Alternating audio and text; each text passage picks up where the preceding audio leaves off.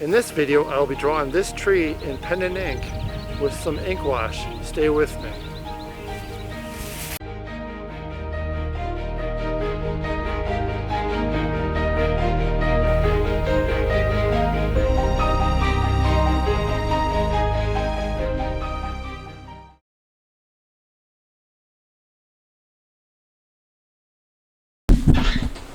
Hey, what's up YouTube? John here. Thank you for joining me in my video. I'm going to be drawing another tree. If you haven't watched the first video, this one will incorporate an old wood fence.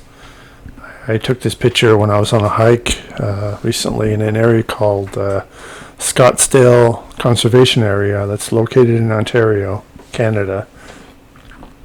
So as I start, I always start with my grass. First thing, obviously, the foreground. I like to go pretty heavy detail in the grass. I'm just using a simple Staedtler 0.1 black ink pen. This particular type of ink pen won't bleed through the paper, which is kind of nice. So I'm just going to put in the outline of my fences right now. I already did pencil in the drawing originally. I usually don't bring people in for that part of the process because it's pretty tedious, and I do a lot of erasing and correcting, and so I just pencil in the drawings before I start my video.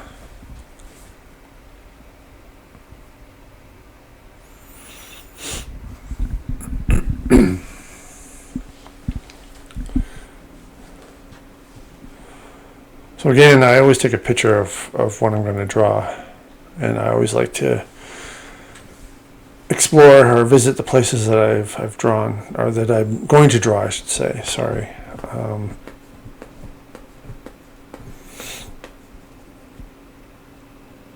I did add in some elements like those vines around the fence posts.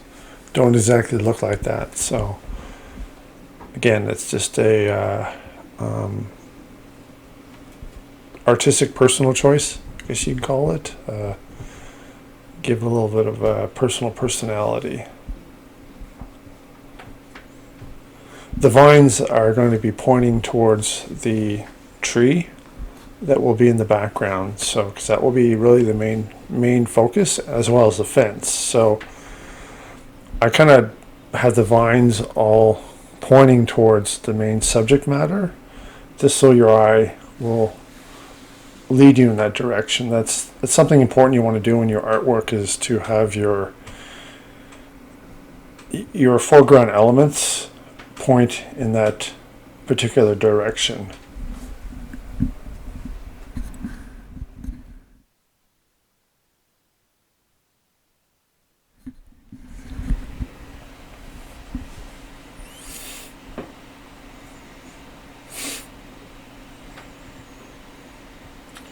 I have been trying to make more time for drawings lately. Just not necessarily, it doesn't necessarily mean I have more time on my hands. It just simply means that I'm trying to be a little more focused, or maybe give this, what is essentially just a hobby at this time, give it a little more attention. I'm actually an architectural designer by preference, by profession, sorry. I think I'm losing my voice.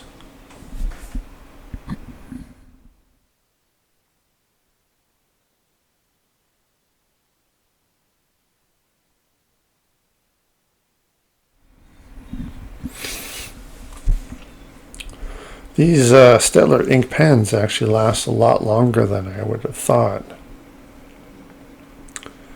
Even as they fade out, I actually keep those ones, and I will mark those faded out used pens and use them for shading. You'll see that at the end when I'm drawing the tree. I will use my faded out Staedtler ink pen more for the tree trunk and the texture of the bark, just give it more of a different tone, lighter value. so it isn't completely monochrome, my drawing.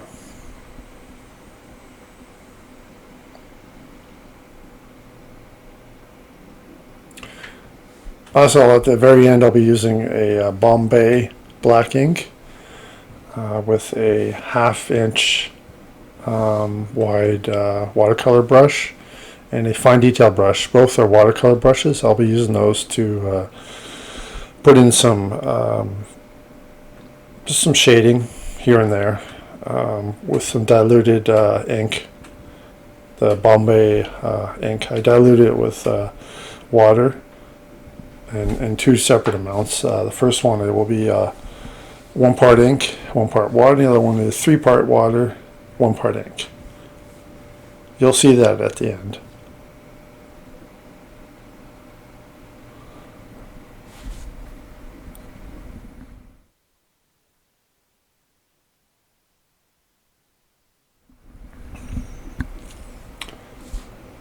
I know what you're thinking. You're thinking the grass is it's going to take forever for you to do it. You know, it is tedious. I do break it up.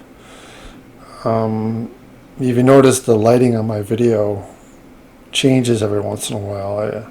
That's something that I got to have a default setting, because I don't draw straight through. I break it up. So I mean, this drawing, I didn't just do it all at once. I did it bit here, a bit here, a bit here, a bit there, over a 4-day period. So every time I re-record, I have to reset my lighting and all that stuff, and I don't always keep the same settings, and I should, and also depending on the time of day,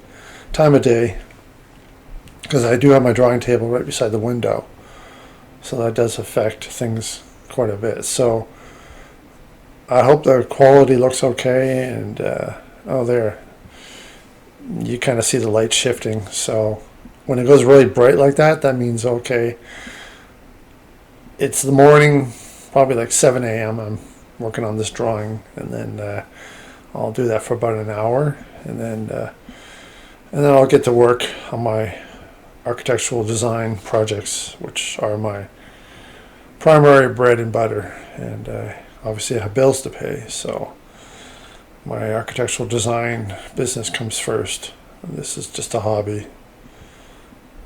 I would like to change that, though, at some point. So I'm hoping that maybe if I start being a little more professional with my YouTube videos, that might bring in an audience.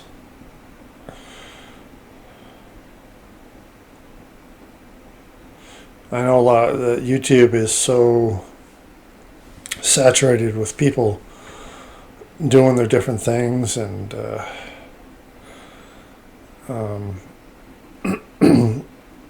how do you compete with that? You know, a lot of people ask that question, you know, like, is YouTube rigged?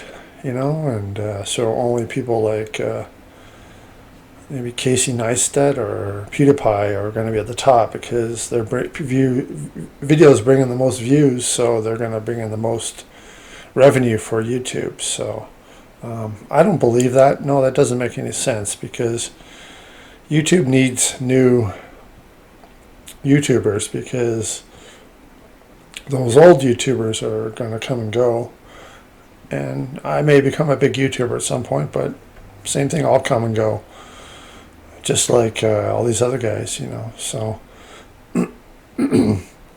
and I like to keep a certain morality, you know. You got some of these ladies on there that, you know, they're on YouTube for a week and they become super popular. Well, how'd they do that? Well, they take half their clothes off, so you know, you can't compete with that type of stuff, right? So say shame on them. So they're the ones that have to live with themselves.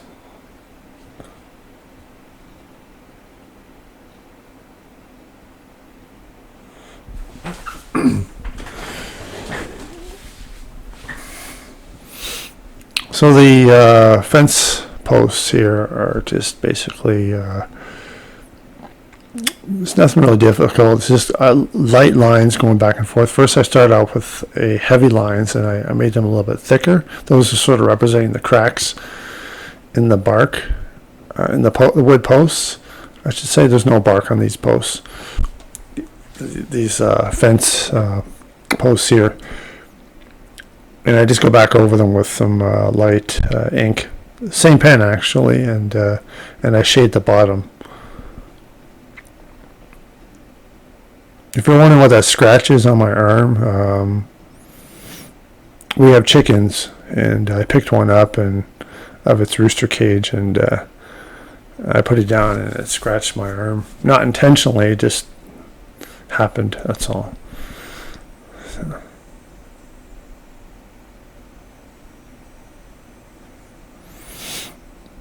So I leave the vine leaves, I leave them white, just so they sort of jump out in front of the fence and in front of the grass. And between the fence cross boards, I darken it up pretty dark in the background there.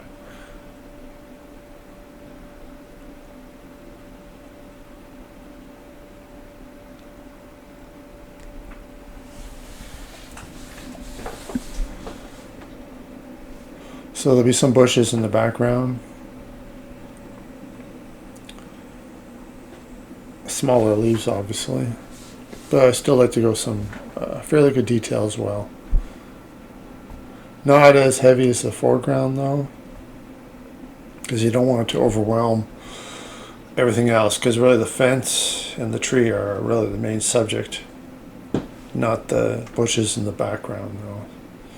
I just put them there really because that's obviously what you're going to see in reality. You're going to see bushes and tree branches everywhere here and there.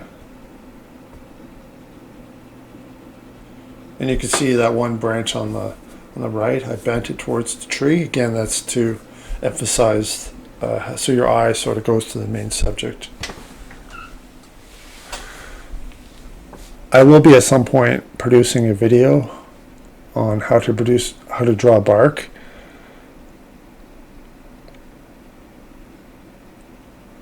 So yeah, just if you can kind of see what I'm doing there, I just draw these dark shapes that are completely random. You don't want to have any pattern, and then I go in between them with I go very, very lightly with the ink pen at this point. See, the ink pen is starting to fade out on me, which is actually a good thing at this point, because it does. I find it makes a really nice effect for tree branches and tree bark with the faded ink pen. As you can see, I can go lightly. I can go dark and light. So I did a little notch there. You can see that blob there. Just that is actually in the photograph, but it does add a little interesting element. Makes it look more real, right? Obviously, there was a tree branch there at one time and it broke off, right? So.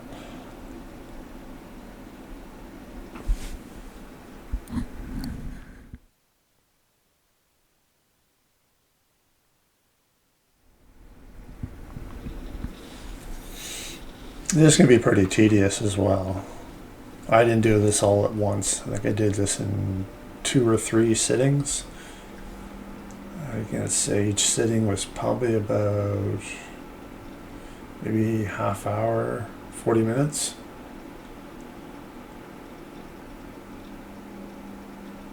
See, I did another little notch there. That one actually doesn't exist in the photo. That big tree scar there, where there probably was a branch at one time. I think I just did that. I just wanted to break it up a bit, just because I had a sense that towards the end it was just going to look too repetitive on that left side of the tree trunk.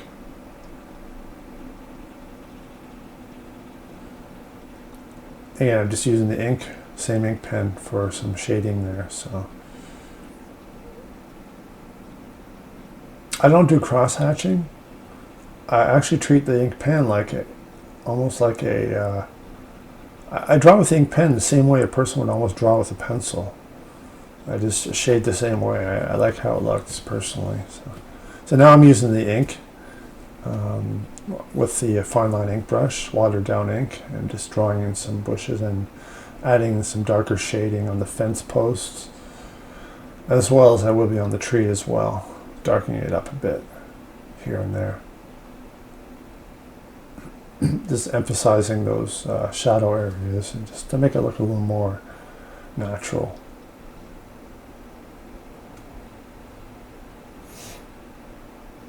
I redip my brush in the ink quite a bit just to sort of give it different shades, because I find every time I go back it picks up a different amount of ink each time, even though it's diluted, but it's not consistent when I dip the brush each time in the ink. So that's fine. I'm okay with that. It makes it look a little more natural, so it's not just flat one shade of gray. Shades of Grey is a movie, isn't it? I never watched it. I don't think I want to watch it. I almost called my my YouTube channel, I almost called it Shades of Grey. And I was asking some people for some opinions, and I said that name. They said, "Oh, don't use that name, Shades of Grey, because it's a pornography or something." So anyways, yeah, so there we go. That's it. Done. Thank you very much. Thank you for watching my video, and see you soon. God bless. And if you haven't already, please subscribe, smash that like button, and leave a comment down in the comment section below. Thank you.